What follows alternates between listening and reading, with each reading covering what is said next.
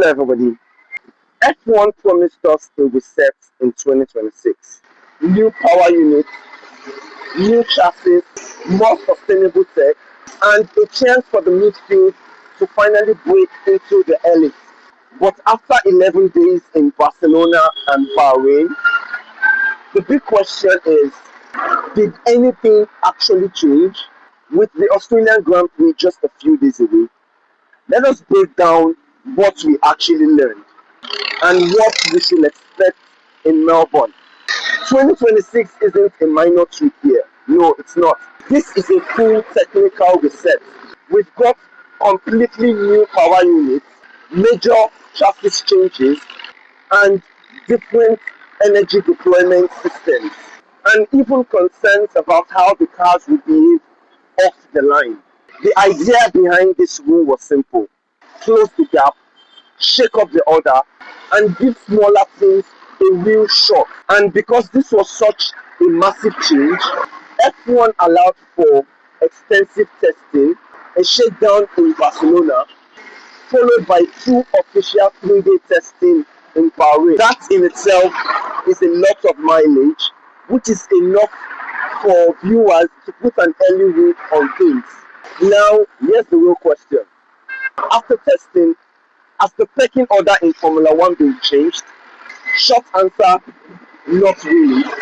The same 4 teams who have dominated the last 3 seasons, McLaren, Mercedes, Ferrari, and Red Bull Racing, still looks like they are operating on a pretty different level. Now, if you were hoping for a complete reshuffle, well, that might be pretty disappointing, but here's the twist. All 4 teams look incredibly closer to each other. Ferrari topped the timing sheet thanks to some statement laps from Charles Leclerc. Mercedes are being whispered around the paddock as a team holding something back. McLaren boss Andrea Stella even suggested that Ferrari and Mercedes might be a step ahead, and Red Bull, we cannot count them out. So instead of a total reset, we might be heading into one of the tightest title fights in modern Formula 1 history.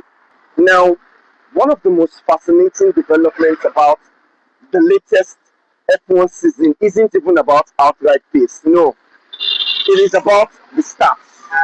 The new power units require a different energy preparation before launch, and teams were concerned that the old start procedure didn't give drivers enough time to properly set up.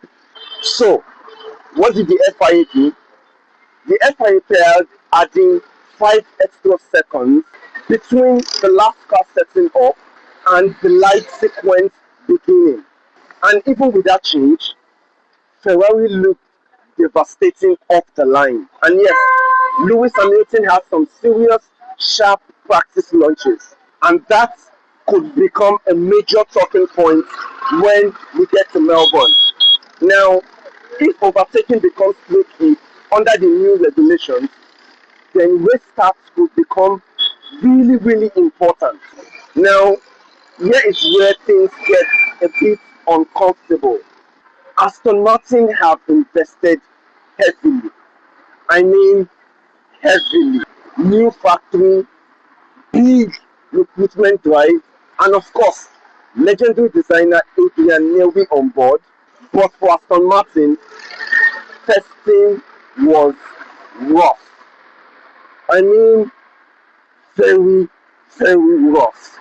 They completed fewer laps than any team on the grid, and the problem seemed to stem from the Honda power units. Honda were dominant in the previous era, powering Max Verstappen to multiple world championships, but this new spec unit seems to be struggling. And here's the main concern. Aston Martin are the only team on the grid running the Honda power units. That means no shared data, no backup benchmarks, and if this isn't fixed quickly, 2026 could be slipping away from Aston Martin before it's even begun. And for 44-year-old Fernando Alonso, time is not something you get back.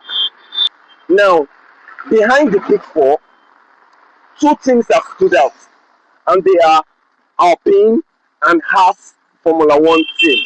Alpine looks rejuvenated, especially as they are now a Mercedes engine customer, and Haas has been quietly impressive as well.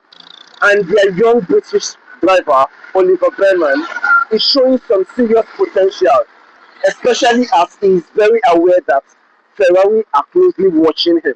But overall, the midfield might actually be closer than in years before. So, what does this all mean for the first Grand Prix of the season in Melbourne? You can expect a razor close fight at the front, potential fireworks at the start, Mercedes potentially resuming their hidden pace, Ferrari looking strong on race cream, Red Bull locking, McLaren refusing to be counted out, and Aston Martin under immediate pressure. The new F1 regulation hasn't flipped the grid upside down. Instead, it might have just compressed the top of the field. And sometimes that's even better. So, 2026 F1 season was supposed to be a revolution. Instead, it's looking like it might just be war, and we will get our first real answers when the light goes out at Albert Park. So, if you're excited for the Australian Grand Prix in a few days' time, let me know in the comment section.